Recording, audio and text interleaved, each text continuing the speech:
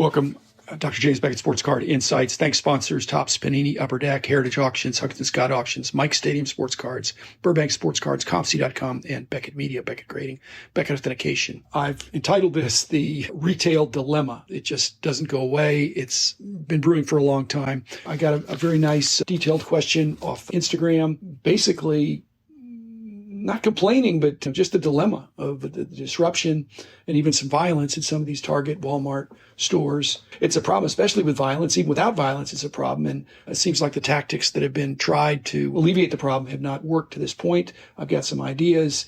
But anytime you can flip, as the question states, if you can flip for 10x, a lot of people are going to be in for that. It seems like very easy money. I think there's some things that collectors can do, some things that the card companies can do, and some things that these retailers can do to improve the situation. So let me give you my thoughts on that. In the current situation, this is rational behavior. This is not abnormal psych. This is rational behavior. It's too good a deal. If you can make 10 times your money or even 20 times your money, even 5 times your money, it's easy money, literally a sure thing if you get in and get out, if you're able to get the stuff. It's not illegal. Well, in many cases, it's not illegal. But this is another aspect of the jump and pump that I've talked about. It is pump and dump too, but you're jumping and there's a lot of bragging and flexing about how you got this retail product at SRP and then can flip at 5x, 10x, 20x. And that's just telling people, hey, this is a great deal. And so the more you're spreading your good fortune, you're encouraging other people to join in and compete with you. And it apparently gets nasty. I'm actually not going to compete in that arena. I've got other ways I can compete and enjoy the hobby. I said it's rational behavior. Well, the emphasis might be on ration, because what's trying to be done here is rationing out a scarce product, which is what economists study. It's exactly what the NFTs are doing, making it hard to get. It's a proven market strategy to make the product be scarce. But again, this game of buying low and selling high is just too profitable. It's the main driver of this retail dilemma is that you can buy something for very cheap that you can sell for a lot more. That is, if you can find it. The first solution, obviously, is increasing the SRP, what it costs at the Walmarts and the Targets to get it. But you don't want to increase the SRP too much. But I think even increasing it 50%, if you go the $20 things or $30, that's going to cut these flippers' profit margins.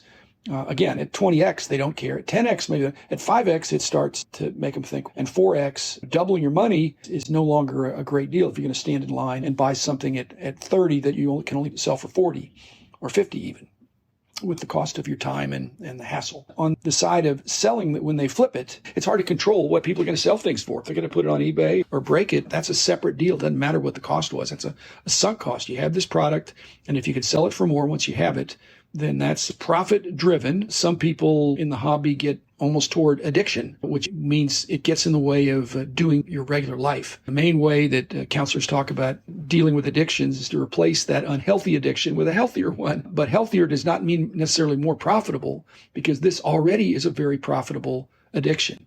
And it can be destructive if we get into some of this violence and other problems that we have. But we don't want to go back to the junk wax era where product was omni-available. We don't want that. If it's too easy, people typically want what they can't readily get. Okay, silver linings. There are some silver linings here. There's concern that kids are priced out, and even big kids are priced out. But there's one silver lining. Kids, even big kids, you need to find some other alternatives, because this retail, it's a sure thing if you can buy it, but you're going to make a lot of empty trips to a lot of big box retailers and come up empty-handed. So consider your local card shop, card shows, ComC, any of the alternatives for buying cards, Facebook. Second silver lining, some of these opportunistic adult retail buyers who are flippers may actually turn into or grow into long-term hobbyists. I don't think that's beyond question, and I hope that's the case. They can see this is a very robust hobby. That could be an approach that some people take. Thirdly, I think another silver lining is this has called into question, at least for me, the assumption that casual hobbyists don't care what they buy. They just want something to open. I'm not sure about that. I think, in truth, many more of these casual hobbyists, as we call them, there's product differentiation knowledge that's, I believe, way more pervasive and widespread than we think. People talk and people brag about not just that they got cards, but what cards they got, what brand, what sport. And so I think a lot of these people going into the Walmarts and the Targets are looking for cards, but I don't know what the percentage is, but I think it's more than we think that are going in to buy something. And that makes them not a casual hobbyist. They're looking for Prism, or they're looking for some particular Topps product that's important to them. Another silver lining, most of these smash and grabs at the local card shops, I don't don't condone that in any way. But I note they're not taking expensive slabbed rookie cards. They're taking boxes. And it can be violent, but it's violence in the sense of breaking windows and breaking down doors and not threatening lives. I would really hate to see loss of life. That would be really upsetting and would actually bring about some change pretty quickly. Okay, lastly, potential solutions. I've got, I think, 6 here. One is, I won't go into great detail on this, but the kids product idea of one overproduced product for each league, each card company, with kind of continual shipping. It would never sell out. You just keep producing it. So people aren't going to go to the Walmart to buy something to wipe out the shelf when the next week the shelf will be restocked with the same overproduced product. That would be there for the kids. Number 2, I really strongly encourage, and I think they're trying to do this, but these big box retailers need to make sure that everything intended to be for sale does get to the retail shelves. It's not fair if it doesn't. I'm totally against. To me, that's at least unethical and maybe even illegal to be buying out the back door. Number 3, I like the idea of when I am at Walmart for other things and I look on those shelves, I don't see what's sold out. I'd like to know what used to be there. I'd like to know what products. What happens is I'll see certain products that are stale, that are from a couple years ago, that were not popular products, other non-sports kinds of things, but I don't know what's sold out. So if they were to leave an open space, which is anathema to the retail shelves, but if the shelf was empty and there was a placard there that said, this is what was sold out, you'd know maybe that's one of the products I need to be looking for next time I'm there. That empty space is a very powerful visual indicating the velocity of the sales. That's what's selling. There's still some baseball, some football.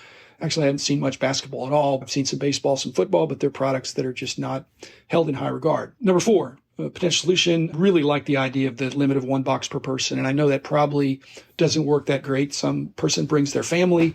I actually have no problem with that. If somebody's willing to stand in line at 8 o'clock in the morning or 7 o'clock in the morning and they have 5 people with them and they can get 5 or 6 boxes in total, 1 per, then I really have no problem with that. There's nothing illegal about it. It's a big family. But what I would like to do, though, is I'd like to add 2 things to that. I don't know that they'll do this because of the friction involved in both cases, but I'd like to see these Walmarts and Targets get a photo ID of anybody that's buying cards and make it like they're buying alcohol. I'm going to need to see your ID. They'd make a photocopy of it, and maybe they just make a stack of them and provide them for the distributor or whoever's stocking the shelves to see. That might slow down if you knew who was buying. Secondly, it's a little friction, but if it was take a number, that you come in, you get in the queue, you get a number, and you go shop somewhere else. But when they call your number, you come up, you get your 1 box per person.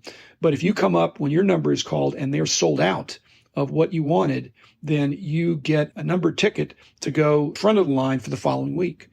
And you might not be number 1 in line, you might be 2 or 3, but you'd have a better chance the next week at a certain prescribed time for when they come in, because I think it's pretty regular. I think if there was a consolation, if you didn't win this week, you'd go at the head of the line the next week.